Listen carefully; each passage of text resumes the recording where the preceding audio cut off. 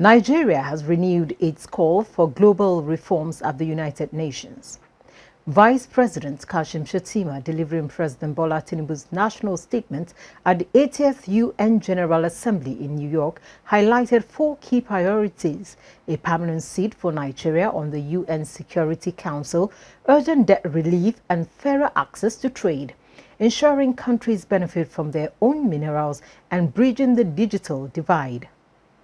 On my first point, the United Nations will recover its relevance only when it reflects the world as it is, not as it was.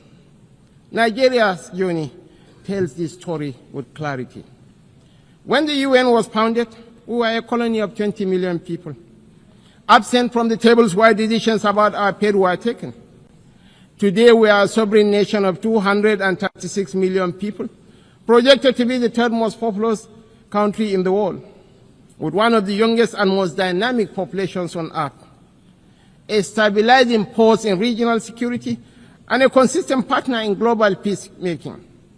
Our case for permanent seat at the Security Council is a demand for fairness, for representation, and for reform that restores credibility to the very institution upon which the hope of multilateralism rests. This is why Nigeria stands firmly behind the UN-80 initiative of the UN Secretary General and the resolution adopted by this Assembly on 18 July 2025, a bold step to reform the wider United Nations system for greater relevance, efficiency, and effectiveness in the face of unprecedented financial strain. Senator Shettima emphasized Nigeria's commitment to multilateralism, peacekeeping, and the fight against violent extremism, while urging global action on climate change, migration, and the Middle East crisis. He also reaffirmed support for a 2-state solution in Palestine, stressing that peace, human rights, and shared responsibility must guide the international community.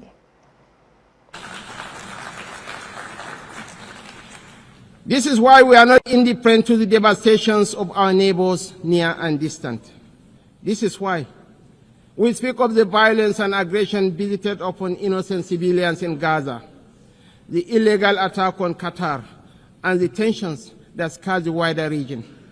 It is not only because of the culture of impunity that makes such acts intolerable, but because our own bitter experience has taught us that such violence never ends where it begins.